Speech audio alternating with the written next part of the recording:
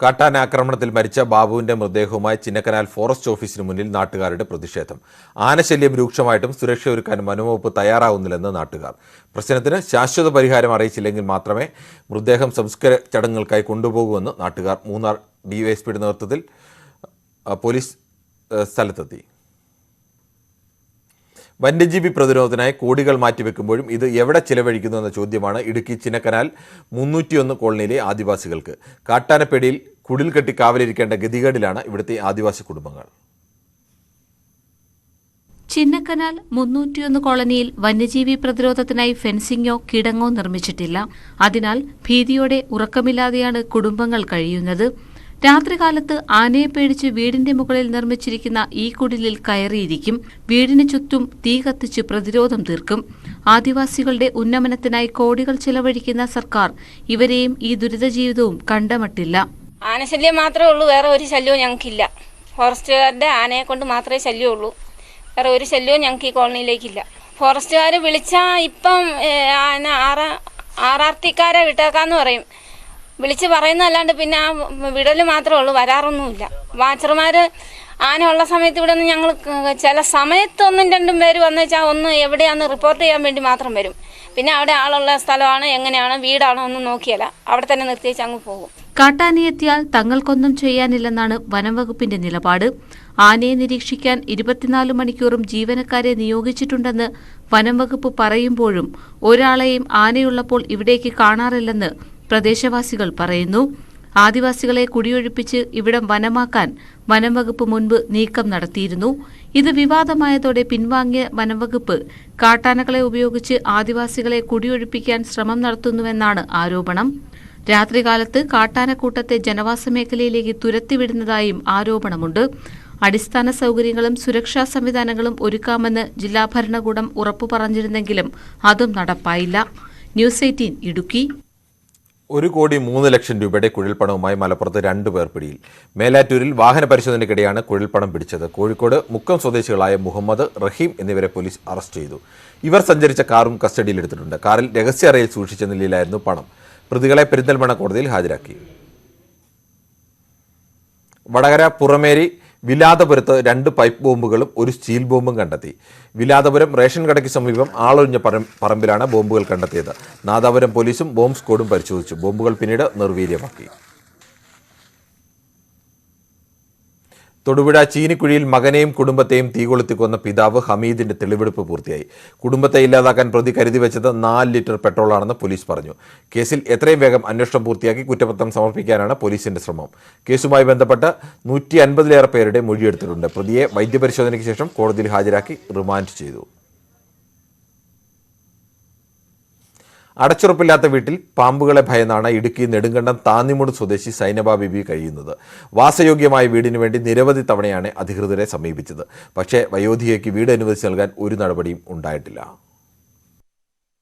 വീടിന്റെ തറയിലും ഭിത്തിയിലും മേൽക്കൂരയിലും ഉള്ള വിള്ളലുകൾക്കിടയിൽ പ്ലാസ്റ്റിക് കൂടുകൾ തിരുകി വച്ചിരിക്കുകയാണ്. പാമ്പുകൾ വീട്ടിൽ കയറാതെ നോക്കാൻ ഇതല്ലാതെ വേറെ മാർഗമില്ല സൈനബയ്ക്ക്. എങ്കിലും പലപ്പോഴും പാമ്പുകൾ വീട്ടിനുള്ളിൽ കയറും. ഈ പാമ്പിനെയൊക്കെ കാണുമ്പോൾ ഞാൻ പേടിച്ചു കിടന്ന് കാണുമ്പോൾ ആൾക്കാർ വന്ന് അതിനെ ഓടിച്ചു വിടുകയാണ്. അത് പിന്നെ അത് കയറി വരും. എനിക്കിതിനകത്ത് ഭയം അതിനകത്ത് കിടക്കാന്. എനിക്കിപ്പോൾ ഈ 2 എണ്ണം ഒന്നിച്ച് വന്നേ പിന്നെ ഞാൻ അയൽവക്കത്തെ വീട്ടിലാണ് പോയി കിടക്കുന്നത്. അതുകൊണ്ട് ഞാൻ വളരെ കഷ്ടപ്പെട്ടാണ് ഇതിനകത്ത് കിടക്കുന്നത്. ഞാൻ വിരയ്ക്ക് നടന്ന് മടുത്തു. എനിക്കിതുവരെ ഒരു വിര കിട്ടിയിരുന്നില്ല. വീട് ശോചനീയാവസ്ഥയിലാണ്. മഴ പെയ്യുമ്പോൾ അടുക്കളയിലെ ചിമ്മിനിയിൽ നിന്നും വെള്ളവും കോൺക്രീറ്റും താഴേക്ക് വീഴും. വെള്ളം വീഴാതിരിക്കാൻ അടുപ്പിന് മുകളിൽ പ്ലാസ്റ്റിക് പടുത വലിച്ചു കെട്ടിയിരിക്കുകയാണ്. കത്തിക്കാൻ പറ്റിയാൽ വെള്ളം ഒഴിച്ചുകൊണ്ടേയിരിക്കും.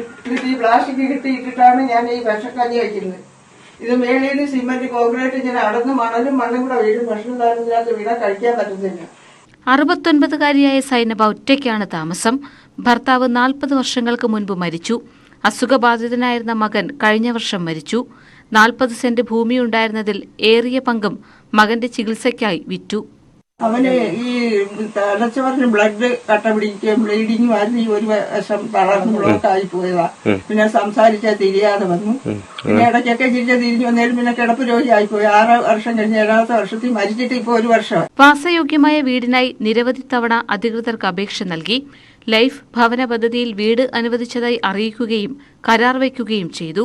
പക്ഷേ പിന്നീട് ഒഴിവാക്കപ്പെടുകയാണ് ഉണ്ടായത്. വിവിധ രേഖകളുമായി ഓരോ തവണ ഓഫീസുകൾ കയറിയിറങ്ങുമ്പോൾ വീടെന്ന സ്വപ്നം സഫലമാകുമെന്ന പ്രതീക്ഷയാണ് സൈനബയ്ക്ക്. ന്യൂസ് 18 നെടുങ്കണ്ടം. മുക്കം കോൺഗ്രസ് മണ്ഡലം കമ്മിറ്റിയുടെ നേതൃത്വത്തിൽ നഗരസഭ ഓഫീസിലേക്ക് മാർച്ച് നടത്തി. ഭൂരിപക്ഷം നഷ്ടപ്പെട്ട മുക്കം നഗരസഭാ ചെയർമാൻ PT ബാബു രാജിവെക്കുക എന്ന ആവശ്യമാണ് ഉന്നയിച്ചത്. വികലമായ ബജറ്റ് അവതരിപ്പിച്ച് ജനങ്ങളെ കബളിപ്പിച്ച മുക്കം നഗരസഭാ ഭരണസമിതി ജനങ്ങളോട് മാപ്പ് പറയണമെന്നും പ്രതിഷേധക്കാർ ആവശ്യപ്പെട്ടു.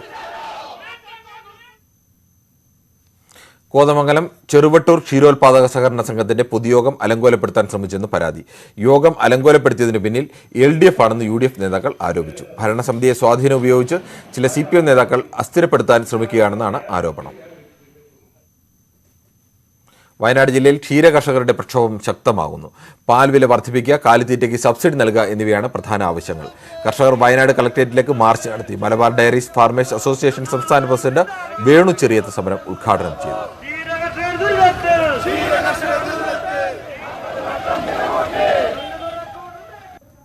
പാലിന് തറവില 50 രൂപയാക്കി നിശ്ചയിക്കുക എന്നുള്ളൊരു കാര്യമാണ് ഞങ്ങൾ ആവശ്യപ്പെടുന്നത്. കാരണം ഇപ്പോൾ കൃഷിക്കാരന് ലഭിക്കുന്നത് 35 രൂപയ്ക്കും 37 രൂപയ്ക്കും ഇടയ്ക്കുള്ള ഒരു വിലയാണ്. ആ പാൽ വില നിർണയ രീതി തന്നെ അശാസ്ത്രീയമാണ്. 35 രൂപയ്ക്കെടുത്ത പാൽ 50 രൂപയ്ക്കാണ് കൊടുക്കുന്നത്. ഇപ്പം ഞങ്ങൾക്ക് 35 രൂപയായാലും ഞങ്ങൾ കർഷകരെ സംബന്ധിച്ച് കുഴപ്പമില്ല. പക്ഷേ ഞങ്ങൾക്ക് കാലിത്തീറ്റയ്ക്ക് നിർബന്ധമായും സബ്സിഡി അനുവദിച്ചേ പറ്റുള്ളൂ. ഇല്ലെങ്കിൽ ക്ഷീരമേഖലയിൽ നിന്ന് കർഷകരെല്ലാവരും ക്ഷീരമേഖല നിർത്തിപ്പോകേണ്ട അവസ്ഥയിലാണ്. കണ്ണൂർ ജില്ലയിൽ മാത്രം ഡിസംബർ മുതൽ ഫെബ്രുവരി വരെ 3 മാസം കൊണ്ട് 21 ഫാമുകളാണ് പൂട്ടിപ്പോയിരിക്കുന്നത്. കാസർഗോഡ് കാഞ്ഞങ്ങാട് ആടിനെ പ്രകൃതി വിരുദ്ധ പീഡനത്തിനിരയാക്കി കൊന്നു. സംഭവത്തിൽ തമിഴ്നാട് സ്വദേശി സെന്തിൽ അറസ്റ്റിലായി. കാഞ്ഞങ്ങാട് സ്വദേശികളായ മറ്റ് 2 കൂട്ടുപ്രതികൾക്കായി പോലീസ് തെരച്ചിൽ തുടങ്ങി. ആരംഭിച്ച് 2 വർഷം പിന്നിട്ടിട്ടും പൂർണ്ണമായി ഫലം കാണാതെ ഉദയം പദ്ധതി. തെരുവ് ജീവിതമില്ലാത്ത കോഴിക്കോട് എന്ന ലക്ഷ്യവുമായാണ് ജില്ലാ ഭരണകൂടം പദ്ധതി ആരംഭിച്ചത്. ഇപ്പോഴും തെരുവിൽ കഴിയുന്നവരുടെ എണ്ണം വളരെ അധികമാണ്. വർഷങ്ങളായി വീടിന് അപേക്ഷ നൽകിയിട്ടും ലഭിക്കാത്തവരും ഇക്കൂട്ടത്തിലുണ്ട്.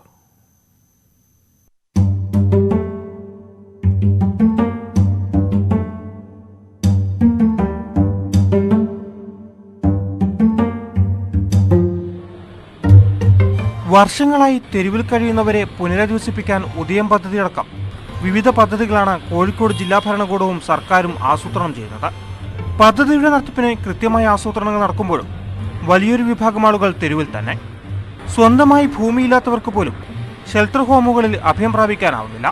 33 കൊല്ലമായി കോഴിക്കോട് വന്നിട്ട് ഇതുവരെ വീടും കാര്യങ്ങളൊന്നും ആയിട്ടില്ല. പൈസ കൊടുത്തിട്ട് ഹോട്ടലിൽ നിന്ന് ഭക്ഷണം മേടിക്കും, കഴിക്കും. പിന്നെ പല ആൾക്കാരും വന്ന് സഹായിച്ചിട്ടാണ് എൻ്റെ ജീവിതം കഴിഞ്ഞു പോണത്. പിന്നെ പോലീസുകാരെ കൊണ്ടൊക്കെ ഭയങ്കര ശല്യമാണ്. കിടക്കാനൊന്നും വിടണില്ല. പിന്നെ അവരോട് ഇങ്ങനെ പറയും, വേറെ നിവൃത്തിയില്ല സാറേ, ഇതിന്റെ ചാർജൊക്കെ തീർന്നു കഴിഞ്ഞാൽ പിന്നെ എവിടേക്കും പോകാൻ കഴിയില്ല. ജോലി തേടി ജില്ലയിലെത്തിയവരും ഇക്കൂട്ടത്തിലുണ്ട്. 2 വർഷം മുൻപ് കോഴിക്കോട് ജില്ലാ ഭരണകൂടം തുടക്കം കുറിച്ച ഉദയം പദ്ധതിക്ക് 4 ഷെൽട്ടർ ഹോമുകളാണ് ജില്ലയിലുള്ളത്. പദ്ധതിയുടെ ഭാഗമായി ജില്ലയിലെ സന്നദ്ധ കൂട്ടായ്മകളുടെയും വ്യവസായ സംരംഭങ്ങളുടെയും നാട്ടുകാരുടെയും സഹകരണത്തോടെ താൽക്കാലിക ക്യാമ്പുകൾ ഒരുക്കി നൽകിയിരുന്നു. ഇതുവരെ 1400-ലധികം ആളുകൾക്ക് പൊതുജന പങ്കാളിത്തത്തോടെ പുനരധിവാസ സേവനങ്ങൾ ലഭ്യമാക്കിയിട്ടുണ്ട്. ഇതിൽ 400ഓളം വരുന്ന അന്തേവാസികളെ വെള്ളിമാടുകുന്ന്, മാങ്കാവ്, ഈസ്റ്റ് ഹിൽ എന്നീ 3 കേന്ദ്രങ്ങളിലായാണ് പാർപ്പിച്ചിരിക്കുന്നത്. തെരുവ് ജീവിതങ്ങളില്ലാത്ത കോഴിക്കോട് എന്ന ലക്ഷ്യത്തോടെയാണ് പദ്ധതിക്ക് തുടക്കം കുറിച്ചതെങ്കിലും ഇത്രയധികം ആളുകൾ തെരുവിൽ കഴിയുന്നത് ജില്ലാ ഭരണകൂടത്തിന് വലിയ വെല്ലുവിളിയാണ്. ന്യൂസ് 18 കോഴിക്കോട്. കൊടുവള്ളി പോലീസ് സ്റ്റേഷന് മുറ്റത്തെ മാവ് ഒടിഞ്ഞു വീണ കാറ് തകർന്നു. പോലീസ് ഉദ്യോഗസ്ഥന്റെ കാറാണ് പൂർണ്ണമായും തകർന്നത്. ഇന്ന് ഉച്ചയ്ക്കാണ് സംഭവം. ഉച്ചസമയത്തായതിനാൽ ആളുകൾ ഇല്ലാത്തതിനാൽ വലിയ ദുരന്തം ഒഴിവായി. കാർഷിക കേരളം.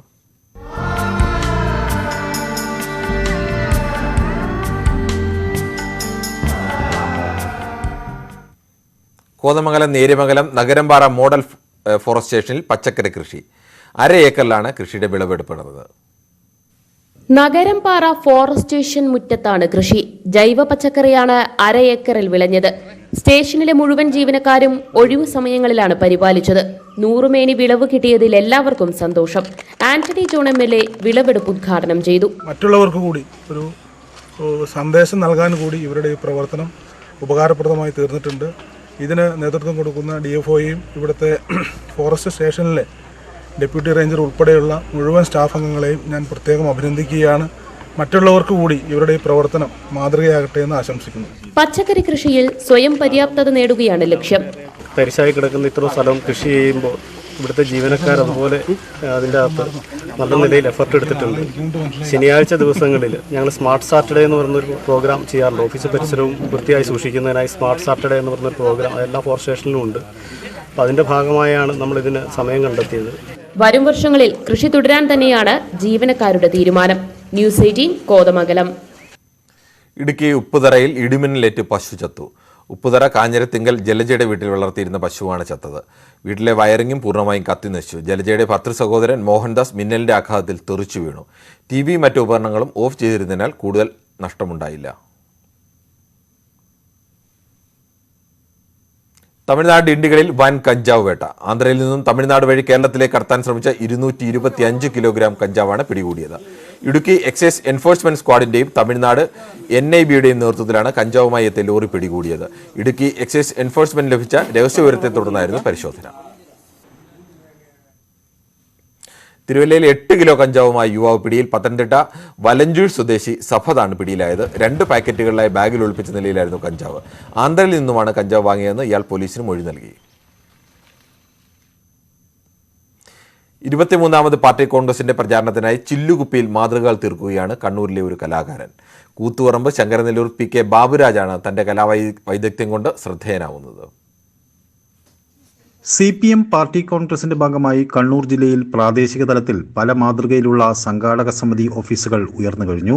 ഇതിൽ നിന്നാണ് ചില്ലുകുപ്പികൾക്കുള്ളിൽ സംഘാടക സമിതി ഓഫീസിന്റെ മാതൃക രൂപപ്പെടുത്തുക എന്ന ആശയം ബാബുരാജിന്റെ മനസ്സിൽ ഉടലെടുത്തത്. ദിവസങ്ങൾ നീണ്ട പരിശ്രമത്തിനൊടുവിലാണ് മാതൃകകൾ പൂർത്തിയാക്കിയത്. കമ്മ്യൂണിസ്റ്റ് നേതാക്കളായ P. കൃഷ്ണപിള്ള, AKG, EMS എന്നിവരുടെ എല്ലാം ഫോട്ടോയും കുപ്പിക്കകത്തെ മാതൃകകളിലുണ്ട്. പാർട്ടി കോൺഗ്രസിന്റെ ഭാഗമായി നാടുകളിലെല്ലാം വ്യത്യസ്ത രൂപത്തിലുള്ള സംഘാടക സമിതി ഓഫീസ് രൂപീകരിച്ചുകൊണ്ടിരിക്കുകയാണ്.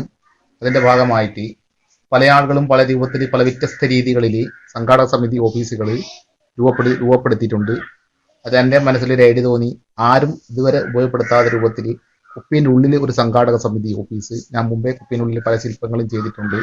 അതിൻ്റെ മാതിരി കുപ്പീൻ്റെ ഉള്ളിൽ ഒരു സംഘാടക സമിതി ഓഫീസ് രൂപീകരിക്കുക, അത് സംഘാടക സമിതിക്ക് കൈമാറണമെന്നുള്ളതാണ് എൻ്റെ ആഗ്രഹം. നേരത്തെയും കുപ്പിയിലും ഹാർഡ് ബോർഡിലും മറ്റും നിരവധി ശില്പങ്ങൾ ഭിന്നശേഷിക്കാരനായ ബാബുരാജ് നിർമ്മിച്ചിട്ടുണ്ട്. താൻ നിർമ്മിച്ച മാതൃകകൾ പാർട്ടി കോൺഗ്രസ് സംഘാടക സമിതിക്ക് കൈമാറാനൊരുങ്ങുകയാണ് ബാബുരാജ്. ന്യൂസ് 18 കണ്ണൂർ.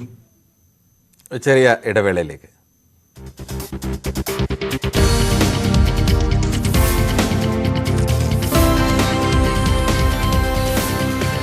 കാർഷിക മേഖലയുടെ ഉന്നമനത്തിനായി കാർഷിക പാർക്ക് പദ്ധതിയുമായി നെടുങ്കണ്ടം ഗ്രാമപഞ്ചായത്ത് സംസ്ഥാന സർക്കാരിന്റെയും ഹോർട്ടിക്കൾച്ചർ മിഷന്റെയും സഹകരണത്തോടെ പാർക്ക് സ്ഥാപിക്കും. വിള ആരോഗ്യ കേന്ദ്രവും ബയോ ഫാർമസിയും അടക്കം കാർഷിക ടൂറിസം രംഗങ്ങളിൽ നൂതന പദ്ധതികളാണ് നെടുങ്കണ്ടം ഗ്രാമപഞ്ചായത്ത് ബഡ്ജറ്റിൽ അവതരിപ്പിച്ചത്. അടിസ്ഥാന സൗകര്യ വികസനത്തിനും പാർപ്പിട മേഖലയ്ക്കും ഊന്നൽ നൽകി Harippad Muthukulam block panchayat budget vice president G. Unnikrishnan അവതരിപ്പിച്ചു. ലൈഫ് ഭവന പദ്ധതിയിൽ ബ്ലോക്ക് പഞ്ചായത്ത് പരിധിയിൽ 820 വീടുകളുടെ നിർമ്മാണം പൂർത്തിയാകുമെന്ന് ബജറ്റിൽ പറയുന്നു. സ്വയം തൊഴിൽ സംരംഭങ്ങൾക്കും ടൂറിസം വികസനത്തിനുമായി പ്രത്യേക ഫണ്ട് വകയിരുത്തിയിട്ടുണ്ട്. കോഴിക്കോട് മുക്കം മാമ്പറ്റ ഈസ്റ്റ് റെസിഡൻസ് അസോസിയേഷന്റെ മുക്കം അധ്യക്ഷ നിലയത്തിന്റെയും നേതൃത്വത്തിൽ ദുരന്ത നിവാരണ ബോധവൽക്കരണ ക്ലാസ് സംഘടിപ്പിച്ചു. അഗ്നിബാധയുണ്ടായാൽ സുരക്ഷാ ഉപകരണങ്ങൾ എങ്ങനെ ഉപയോഗിക്കാം, ഗ്യാസ് സിലിണ്ടറുകൾ ഏത് രീതിയിൽ സുരക്ഷിതമായി ഉപയോഗിക്കാം തുടങ്ങിയവ വിശദമാക്കിയായിരുന്നു ക്ലാസ്. അവിടെ രൂപപ്പെടണമെങ്കിൽ 3 ഒഴിവാക്കുക എന്നുള്ളതാണ്. അപ്പോൾ ഫയർഫോഴ്സ് വന്നാലും ചെയ്യുന്നത്. പട്ടാമ്പി പാലത്തിൽ വഴിവിളക്കുകൾ സ്ഥാപിച്ചു. മഹാപ്രളയത്തിൽ കൈവരികളും ലൈറ്റുകളും തകർന്ന ശേഷം ഇപ്പോഴാണ് ലൈറ്റുകൾ സ്ഥാപിക്കുന്നത്. സ്വകാര്യ പങ്കാളിത്തത്തോടെ പട്ടാമ്പി നഗരസഭയുടെ നേതൃത്വത്തിലാണ് പാലത്തിൽ തെരുവിളക്കുകൾ സ്ഥാപിച്ചത്. നഗര സൗന്ദര്യവൽക്കരണത്തിന്റെയും അടിസ്ഥാന സൗകര്യങ്ങൾ മെച്ചപ്പെടുത്തുന്നതിന്റെയും ഭാഗമായാണ് പട്ടാമ്പി പാലത്തിൽ ലൈറ്റുകൾ സ്ഥാപിച്ചത്. മഹാപ്രളയത്തിൽ പാലത്തിന്റെ കൈവരികളും ലൈറ്റുകളും തകർന്നു. തുടർന്ന് കൈവരികൾ പുനഃസ്ഥാപിച്ചെങ്കിലും ലൈറ്റുകൾ സ്ഥാപിക്കാൻ കഴിഞ്ഞില്ല. വെളിച്ചമില്ലാത്തതിനാൽ രാത്രികാലങ്ങളിൽ പാലത്തിലൂടെയുള്ള കാൽനടയാത്ര ദുസ്സഹമായിരുന്നു. ഈ സാഹചര്യത്തിലാണ് നഗരസഭയുടെ നേതൃത്വത്തിൽ പാലത്തിൽ LED ലൈറ്റുകൾ സ്ഥാപിച്ചത്. പട്ടാമ്പി നഗര സൗന്ദര്യവൽക്കരണവും പട്ടാമ്പി നഗരം കൂടുതൽ പ്രകാശപൂരിതമാക്കുക എന്നുള്ളതൊക്കെ തന്നെ പട്ടാമ്പി പുതിയ മുനിസിപ്പാലിറ്റിയുടെ പ്രഖ്യാപിത ലക്ഷ്യങ്ങളിലൊന്നാണ്. പട്ടാമ്പി നഗരസഭയുടെ ഇത്തരം പ്രവർത്തനങ്ങൾക്ക് ജനങ്ങൾക്കിടയിൽ നിന്ന് വലിയ സ്വീകാര്യതയാണ് ലഭിക്കുന്നത്. മാത്രമല്ല ഇത്തരം പദ്ധതികൾക്കൊക്കെ തന്നെ പട്ടാമ്പിയിലെ വ്യാപാരി വ്യവസായി സുഹൃത്തുക്കളൊക്കെ തന്നെ വലിയ സഹായവും ചെയ്തു വരുന്നുണ്ട്. അവർക്കൊക്കെ നന്ദി അറിയിക്കാനും ഞാൻ ഈ അവസരം വിനിയോഗിക്കുകയാണ്. ഇരുവശങ്ങളിലുമായി 30 ലൈറ്റുകളാണ് സ്ഥാപിച്ചത്. സ്വകാര്യ സ്ഥാപനങ്ങളുടെ പങ്കാളിത്തത്തോടെയാണ് പദ്ധതി. സ്ട്രീറ്റ് ലൈറ്റ് സ്ഥാപിക്കുന്ന പ്രവൃത്തി പുരോഗമിക്കുകയാണ്. ആദ്യഘട്ടത്തിൽ മേലെ പട്ടാമ്പിയിൽ സ്ഥാപിച്ച ലൈറ്റുകൾ നിലവിൽ പ്രവർത്തിക്കുന്നുണ്ട്. ന്യൂസ് 18 പട്ടാമ്പി. ഗതാഗതക്കുരുക്ക് രൂക്ഷമായ പത്തനംതിട്ട അബാൻ ജംഗ്ഷനിൽ ഫ്ലൈ ഓവർ നിർമ്മാണം തുടങ്ങി. കിഫ്ബിയിൽ നിന്ന് അനുവദിച്ച 49 കോടി രൂപ മുടക്കിയാണ് ഫ്ലൈ ഓവർ നിർമ്മിക്കുന്നത്. 1.5 വർഷം കൊണ്ട് നിർമ്മാണം പൂർത്തിയാക്കുകയാണ് ലക്ഷ്യം. പത്തനംതിട്ട നഗരത്തിലെ ഗതാഗതക്കുരുക്കിന് പരിഹാരം കാണാനാണ് നഗരത്തിലേക്കുള്ള പ്രധാന പ്രവേശന കവാടമായ അബാൻ ജംഗ്ഷനിൽ ഫ്ലൈ ഓവർ നിർമ്മിക്കുന്നത്. തിരക്കുള്ള സമയങ്ങളിൽ വലിയ ഗതാഗതക്കുരുക്കാണ് ഇവിടെ. ഇതിന് പരിഹാരമായാണ് ഫ്ലൈ ഓവർ നിർമ്മിക്കുന്നത്. കിഫ്ബിയിൽ നിന്ന് അനുവദിച്ച 49 കോടി മുടക്കിയാണ് നിർമ്മാണം. ശബരിമല സീസണിലൊക്കെ ധാരാളം വാഹനങ്ങൾ കടന്നു പോകുന്ന സ്ഥലമാണ്. അത് മാത്രമല്ല തൊട്ടപ്പുറത്താണ് മുനിസിപ്പൽ ഓപ്പൺ എയർ ഓഡിറ്റോറിയം ഉള്ളത്. അപ്പം അവിടെ ഒരു പരിപാടി നടക്കുമ്പോൾ നമ്മുടെ ആ സ്ഥലമൊക്കെ ബ്ലോക്ക് ആവുന്ന സാഹചര്യമുണ്ട്. അപ്പോൾ ഈ ഫ്ലൈ ഓവർ വരുമ്പോൾ താഴെ പരിപാടികൾ നടക്കുകയാണെങ്കിലും നമുക്ക് ഈ ഫ്ലൈ ഓവറിലൂടെ വാഹനങ്ങൾക്ക് പോകാൻ സാധിക്കും. അത് മാത്രമല്ല ആ ഒരു ആധുനിക നഗരത്തിൻ്റെ ഒരു മുഖച്ഛായ കൂടിയായി ഈ ഫ്ലൈ ഓവർ മാറും. ആദ്യഘട്ട പൈലിംഗ് ജോലികളാണ് ഇപ്പോൾ പുരോഗമിക്കുന്നത്. 1.5 വർഷം കൊണ്ട് നിർമ്മാണം പൂർത്തിയാക്കുകയാണ് ലക്ഷ്യം. നിർമ്മാണ പ്രവർത്തനങ്ങൾ വിലയിരുത്താൻ സ്പെഷ്യൽ ടീമിനെയും നിയോഗിച്ചിട്ടുണ്ട്. പത്തനംതിട്ടയുടെ വികസനത്തിന്റെ ഭാഗമായ ഫ്ലൈ ഓവർ നിർമ്മാണം പൂർത്തിയാകുന്നതോടെ ശബരിമല തീർത്ഥാടകർക്കും ഗതാഗതക്കുരുക്കിൽ അകപ്പെടാതെ സുഗമമായി യാത്ര ചെയ്യാൻ കഴിയും. ന്യൂസ് 18 പത്തനംതിട്ട. MG സർവകലാശാല കലോത്സവത്തിന് ഏപ്രിൽ 1 പത്തനംതിട്ടയിൽ തുടക്കമാകും. വേക്കപ്പ് കോൾ 2022 എന്ന പേരിലാണ് കലോത്സവത്തിന് നൽകിയിട്ടുള്ളത്. 7 വേദികളിലാണ് മത്സരങ്ങൾ ക്രമീകരിച്ചിരിക്കുന്നത്. 2 വർഷത്തെ ഇടവേളയ്ക്ക് ശേഷം കൗമാര കലാമേളയ്ക്ക് വീണ്ടും തിരശ്ശീല ഉയരുകയാണ്. 5 ദിനങ്ങളിലായി നടക്കുന്ന MG യൂണിവേഴ്സിറ്റി കലോത്സവത്തിനായി പത്തനംതിട്ട ഒരുങ്ങിക്കഴിഞ്ഞു. വേക്കപ്പ് കോൾ 2022 എന്ന് പേരിട്ടിരിക്കുന്ന കലാമേളയുടെ പ്രധാന വേദി ജില്ലാ സ്റ്റേഡിയത്തിലാണ് ക്രമീകരിച്ചിരിക്കുന്നത്. മറ്റിടങ്ങളിലായി 6 വേദികളുമുണ്ട്. കോവിഡ് കാലത്ത് മൺമറഞ്ഞുപോയ പ്രതിഭകളുടെ പേരുകളാണ് വേദികൾക്ക് നൽകിയിരിക്കുന്നത്. ട്രാൻസ്ജെൻഡേഴ്സ് വിഭാഗത്തിനും ഇപ്രാവശ്യം അവസരമുണ്ട്. ഈ വർഷത്തെ കലോത്സവത്തിന്റെ ഒരു സവിശേഷത ആൺ പെൺ മത്സര വിഭാഗങ്ങളുള്ള എല്ലാ ഇനങ്ങളിലും ട്രാൻസ്ജെൻഡർ വിഭാഗത്തിനും മത്സരിക്കുന്നതിന് വേണ്ടിയിട്ടുള്ള അവസരം ഉണ്ടാകുന്നു എന്നുള്ളതാണ്. അതാണ് ഈ കലോത്സവത്തിന്റെ പ്രത്യേകതകളിൽ ഒന്ന്. 300 കോളേജുകളിൽ നിന്നുമായി 10,000-ഓളം കലാപ്രതിഭകൾ 5 ദിവസങ്ങളായി നടക്കുന്ന മത്സരങ്ങളിൽ പങ്കെടുക്കും. വെള്ളിയാഴ്ച വൈകിട്ട് 3-ന് പുതിയ ബസ് സ്റ്റാൻഡിൽ നിന്ന് ആരംഭിക്കുന്ന സാംസ്കാരിക ഘോഷയാത്രയോടെയാണ് കലാമേളയ്ക്ക് തുടക്കമാകുന്നത്. ചലച്ചിത്ര സാംസ്കാരിക കായിക രംഗത്തെ പ്രമുഖർ കലോത്സവത്തിന്റെ ഉദ്ഘാടന സമാപന ചടങ്ങുകളിൽ പങ്കെടുക്കും. ആദ്യ ദിനത്തിൽ തിരുവാതിര, സംഘഗാനം, കേരള നടനം എന്നീ ഇനങ്ങളിലാണ് മത്സരങ്ങൾ നടക്കുക. ന്യൂസ് 18 പത്തനംതിട്ട. ശുദ്ധജല ആമകളിൽ അപൂർവ ഇനമായ ഭീമനാമയുടെ ജഡം കാസർഗോഡ് പയശ്ശിനിപ്പിടിയിൽ കണ്ടെത്തി. ബാവിക്കര അണക്കെട്ടിലാണ് ചത്ത ആമയെ കണ്ടത്. ജെയിൻ സോഫ്റ്റ് ഷെൽ ടർട്ടിൽ എന്നറിയപ്പെടുന്ന ആമയ്ക്ക് 1 മീറ്റർ നീളവും 62 സെന്റിമീറ്റർ വീതിയുമുണ്ട്. പൂർണ്ണ വളർച്ചയെത്താതെ പെൺ ആമയാണ് ചത്തത്. 40 കിലോഗ്രാം ഭാരമുണ്ട്. 10 വയസ്സോളം പ്രായം കണക്കാക്കുന്നതായി വനപാലകർ അറിയിച്ചു. മൂന്നാർ സൈലന്റ് വാലി റോഡ് നിർമ്മാണം പ്രതിസന്ധിയിൽ. റോഡിന്റെ ഉടമസ്ഥാവകാശം നിർമ്മാണ പ്രവർത്തനങ്ങൾക്ക് തിരിച്ചടിയാണെന്ന് രാജ MLA പറഞ്ഞു. 2018 പ്രളയത്തിലാണ് മൂന്നാർ സൈലന്റ് വാലി, മൂന്നാർ നെറ്റിക്കുടി റോഡുകൾ മണ്ണിടിഞ്ഞ് പൂർണ്ണമായും തകർന്നത്. പ്രളയത്തിൽ തകർന്ന മൂന്നാർ സൈലന്റ് വാലി റോഡിന്റെ പുനർനിർമ്മാണത്തിലാണ് ആശങ്ക. റോഡിന്റെ ഉടമസ്ഥാവകാശം സംബന്ധിച്ച തർക്കമാണ് നിർമ്മാണ പ്രവർത്തനങ്ങൾക്ക് തിരിച്ചടിയാകുന്നത്. മഹാപ്രളയത്തിൽ തകർന്ന പാതയാണിത്. ആയിരക്കണക്കിന് തൊഴിലാളികൾ തിങ്ങിപ്പാർക്കുന്ന മേഖല. നിർമ്മാണം വൈകിയാൽ മഴക്കാലത്ത് മൂന്നാറിലെത്താൻ തൊഴിലാളികൾ മറ്റു വഴികൾ തേടേണ്ടി വരും. നേരത്തെ നിർമ്മാണ പ്രവർത്തനങ്ങൾ നടത്തുന്നതിന് 3 കോടി രൂപ അനുവദിച്ചിരുന്നു. എന്നാൽ സാങ്കേതിക കാരണങ്ങളാൽ പണി ആരംഭിച്ചിരുന്നില്ല. റോഡ് വർക്ക് ചെയ്യുമ്പോഴാണ് ഈ കോൺട്രാക്ടറുകാർ മനസ്സിലാക്കിയത്. അപ്പം തന്നെ വിളിച്ച് നമ്മൾ ഇടപെട്ടതിൻ്റെ ഭാഗമായി ഇവിടെ നിന്ന് കോൺട്രാക്ടർ നേരിട്ട് കത്ത് കൊടുത്തു. ഈ വർക്ക് റിവൈസ്ഡ് എസ്റ്റിമേറ്റ് നടത്തണം. റിവൈസ്ഡ് എസ്റ്റിമേറ്റ് നടത്തിയാൽ മാത്രമാണ് വീതി കൂട്ടാൻ പറ്റുള്ളൂ. മൂന്നാറിലെ എസ്റ്റേറ്റിലേക്ക് പോകുന്ന മിക്ക റോഡുകളും സ്വകാര്യ കമ്പനിയുടെ ഉടമസ്ഥതയിലാണ് ഉള്ളത്. റോഡിന്റെ ഉടമസ്ഥാവകാശം വിട്ടു നൽകിയാൽ ഗ്രാമീണ റോഡുകളുടെ നവീകരണം ഉടൻ പൂർത്തിയാക്കുമെന്നും MLA പറഞ്ഞു. ന്യൂസ് 18 മൂന്നാർ. വയനാട് മാനന്തവാടി പയ്യമ്പള്ളിയിലെ റോഡ് പ്രവൃത്തി ഇഴഞ്ഞു നീങ്ങുന്നതായി ഇതിൽ പ്രതിഷേധം. മാനന്തവാടി നഗരസഭയിലെ പയ്യമ്പള്ളി കാട്ടിക്കുളം റോഡ് നിർമ്മാണമാണ് വൈകുന്നത്. 60 വർഷത്തിലധികം പഴക്കമുള്ള റോഡാണിത്. ടൂറിസം കേന്ദ്രമായ കുറുവ ദ്വീപിലേക്ക് ദിവസവും നൂറുകണക്കിന് വാഹനങ്ങളാണ് ഇതുവഴി കടന്നുപോകുന്നത്. മാനന്തവാടി പയ്യമ്പള്ളി മേഖലയിലെ പലയിടങ്ങളിലും റോഡ് പ്രവൃത്തി പൂർത്തീകരിച്ചിട്ടില്ല. ജില്ലാ പഞ്ചായത്ത് അനുവദിച്ച 20 ലക്ഷം രൂപ ചെലവഴിച്ചാണ് പ്രവർത്തനം. ഏകദേശം 1 കിലോമീറ്ററിലധികം ദൂരമാണ് അറ്റകുറ്റപ്പണി നടക്കുന്നത്. പ്രവൃത്തിയിലെ അപാകത ഉദ്യോഗസ്ഥരുടെ ശ്രദ്ധയിൽപ്പെടുത്തിയിട്ടും നടപടിയില്ലെന്ന് നാട്ടുകാർ ആരോപിക്കുന്നു. ഈ റോഡിന്റെ ഈ ശോച്യാവസ്ഥ പല പ്രാവശ്യം ഞങ്ങൾ MLA മുതൽ അധികാരപ്പെട്ട മുഖ്യമന്ത്രി വരെ അപേക്ഷകൾ കൊടുത്തിട്ടും ഇന്ന് വരെ യാതൊരു പ്രതികരണവും ഞങ്ങൾക്ക് ലഭിച്ചിട്ടില്ല. ഇവിടെ താമസിക്കുന്ന ആൾക്കാരെല്ലാം വളരെ കഷ്ടപ്പെട്ട് ജീവിക്കുന്ന മനുഷ്യരാണ്, കൃഷിക്കാരാണ്, കർഷകരാണ്. ഇവിടെ ഞങ്ങളെ തിരിഞ്ഞു നോക്കില്ല. ഇലക്ഷൻ ആകുമ്പോൾ മാത്രം എല്ലാവരും ഇങ്ങോട്ട് കടന്നു വരും. ആ റോഡ് ശരിയാക്കിത്തരാം, ഇപ്പം ശരിയാക്കിത്തരാം, ഇത് അവിടെ ശരിയാക്കി, ഇവിടെ ശരിയാക്കി, ഇത്ര പാസ്സായിട്ടുണ്ട്, ലക്ഷങ്ങളാണ് ഇങ്ങോട്ട് വിനിയോഗിക്കാൻ പോകുന്നത് എന്നെല്ലാം പറഞ്ഞ് ഞങ്ങളെ ആഗ്രഹിപ്പിച്ചിട്ട് ഇപ്പോഴത്തെ ഞങ്ങളുടെ അവസ്ഥ ഇതാണ്. കാൽനട യാത്ര പോലും കഴിയാത്ത തരത്തിൽ കുണ്ടും കുഴിയുമായി കിടക്കുന്ന റോഡ് ഉടൻ നന്നാക്കണമെന്നാണ് ആവശ്യം. വേണ്ടത്ര നിർമ്മാണ സാമഗ്രികൾ ഇല്ലാതെയാണ് പ്രവർത്തനം തുടങ്ങിയതെന്നും ആരോപണമുണ്ട്. ന്യൂസ് 18 വയനാട്. കൊട്ടാരക്കരയിൽ ഹൈടെക് മാർക്കറ്റ് നിർമ്മാണം തുടങ്ങും. മെയ് ആദ്യവാരം നിർമ്മാണം തുടങ്ങാനാണ് തീരുമാനം. 5.5 കോടി രൂപയാണ് ആദ്യഘട്ട പ്രവൃത്തിക്കായി ചെലവ് പ്രതീക്ഷിക്കുന്നത്. 16,000 ചതുരശ്ര അടിയോളം വിസ്തൃതിയിലാണ് മാർക്കറ്റിന്റെ നിർമ്മാണം. 65 സ്റ്റാളുകൾ, ശീതീകരണ മുറി, ബയോഗ്യാസ് പ്ലാന്റ്, ശൗചാലയങ്ങൾ, പാർക്കിംഗ് മേഖല എന്നിവ നിർമ്മിക്കും. നിലവിലെ മാർക്കറ്റ് മാറ്റി സ്ഥാപിച്ച് നിർമ്മാണം ആരംഭിക്കുമെന്ന് മന്ത്രി KN ബാലഗോപാൽ പറഞ്ഞു. കൊടുത്തു കഴിഞ്ഞപ്പോൾ നമ്മൾ അവിടെ ഈ മാർക്കറ്റ് മാറ്റാൻ വേണ്ടിയിട്ടുള്ള സംവിധാനങ്ങൾ ആലോചിച്ചു. പലരോടെ സംസാരിച്ച് അവസാനം നമ്മളെല്ലാം ഇടപെട്ട് കാണുന്നു. ആ സ്ഥലം തൽക്കാലത്തേക്ക് 1 വർഷത്തേക്ക് തരാമെന്ന് പറഞ്ഞു. അവർക്ക് വാടകയൊന്നും വേണ്ട, ലാൻഡ് തരാമെന്ന് പറഞ്ഞു. പക്ഷെ അവിടെ നമ്മൾ ഈ ഷെഡൊക്കെ കൊണ്ടുപോയി ടെമ്പററി ആയിട്ട് ഷെഡ് കെട്ടി ഇരുത്തണ്ടേ, കടകൾ ഇരിക്കണ്ടേ. അതിന് പിന്നെ 10-15 ലക്ഷം രൂപ കൊണ്ട് വേണം അത് ടെമ്പററി ഷെഡ് അടിക്കും. അതിന് പഞ്ചായത്ത് വകുപ്പിൻ്റെ സാങ്ഷൻ മേടിക്കാനായിട്ട് വന്നാൽ അതിന് സാങ്ഷൻ കിട്ടും ടെമ്പററി ആയിട്ട് ആ സമയത്തേക്ക് നടത്താൻ. അപ്പോൾ നമുക്കൊരു 2-3 മാസത്തിനകം പണി തുടങ്ങാൻ പറ്റുമോ എന്നുള്ളതാണ് ഇവിടെ ആലോചിക്കുന്നത്. കിഫ്ബിയിൽ നിന്ന് 5.5 കോടി രൂപ മുതൽ മുടക്കിയാണ് മാർക്കറ്റിന്റെ നിർമ്മാണം. Kerala state coastal area development കോർപ്പറേഷനാണ് മേൽനോട്ടം. എന്നാലും കിഫ്ബിയിൽ നിന്നും 4.5 കോടി രൂപ മുതൽ മുടക്കിയാണ് നമുക്കിതിൻ്റെ പണി പൂർത്തിയാക്കാൻ പോകുന്നത്. അതിൻ്റെ ഡിസൈനും എല്ലാം അതിൻ്റെ നിർവഹിച്ചു കഴിഞ്ഞിരിക്കുകയാണ്. പോസ്റ്റൽ ഡിപ്പാർട്ട്മെൻറ്റ് അതുമായി ബന്ധപ്പെട്ട് ഇന്ന് അതിൻ്റെ പ്രസൻറ്റേഷൻ എല്ലാം കഴിഞ്ഞു. ഉടൻ തന്നെ ഈ ഏപ്രിൽ മാസം തന്നെ ഇതിൻ്റെ ടെൻഡർ നടപടികൾ പൂർത്തിയാകും. മെയ് മാസം ഇതിൻ്റെ പണി ആരംഭിക്കാൻ കഴിയുമെന്നാണ് ഞങ്ങളുടെ എല്ലാവരുടെയും വിശ്വാസം. മന്ത്രിയും ഉദ്യോഗസ്ഥരും മാർക്കറ്റ് സന്ദർശിച്ചു.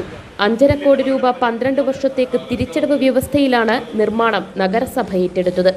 നഗരസഭ കാര്യാലയത്തിന് സമീപത്ത് മാർക്കറ്റ് മാറ്റി സ്ഥാപിക്കുന്നതോടെ നിർമ്മാണം ആരംഭിക്കും. ന്യൂസ് 18 കൊട്ടാരക്കര. പൂർണ്ണമാകുന്നു. നമസ്കാരം.